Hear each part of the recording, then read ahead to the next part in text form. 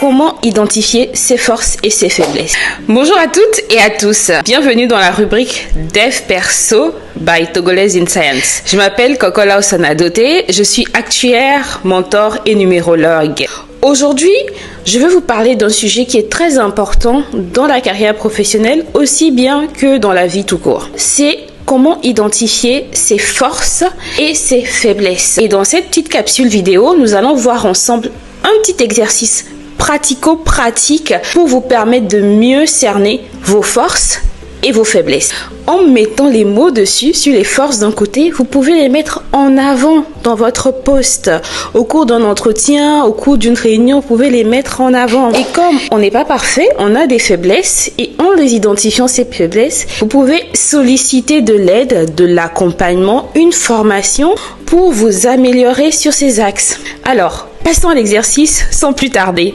Je vous invite à prendre une feuille ou dans note de votre téléphone pour identifier les forces. Pensez à ces choses ou à ces moments où vous faites des choses avec une extrême facilité. Ça vous fait plaisir de le faire. Par exemple, quand je reçois des données, j'analyse rapidement, je fais une synthèse rapidement. Là, c'est une force, une capacité d'analyse.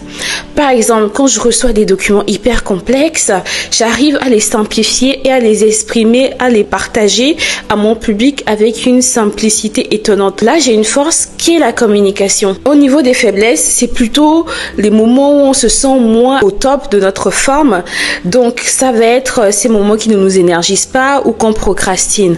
Par exemple, je gère mal mon temps. Donc ça, c'est clairement une faiblesse. Quand on me donne des tâches, je suis toujours sur le speed vers la fin. C'est peut-être une faiblesse à améliorer. Une autre chose, peut-être l'organisation générale de mon travail.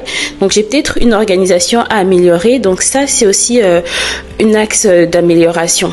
Comme je vous le disais, très important, ça vous permet de vous mettre en avant les axes d'amélioration sur lesquels généralement on peut se faire accompagner. Il est essentiel de noter qu'on peut se faire accompagner sur ses forces et faiblesses. Une autre astuce est de pouvoir solliciter un feedback. Demandez à vos proches quelles sont les compétences que tu me vois ou quels sont les axes d'amélioration que tu me vois et généralement c'est très aidant, je vous le promets. Voilà pour cette rubrique Dev Perso, pour cette capsule. Le mois prochain, le 4 avril, on va développer le thème comment développer sa confiance en soi.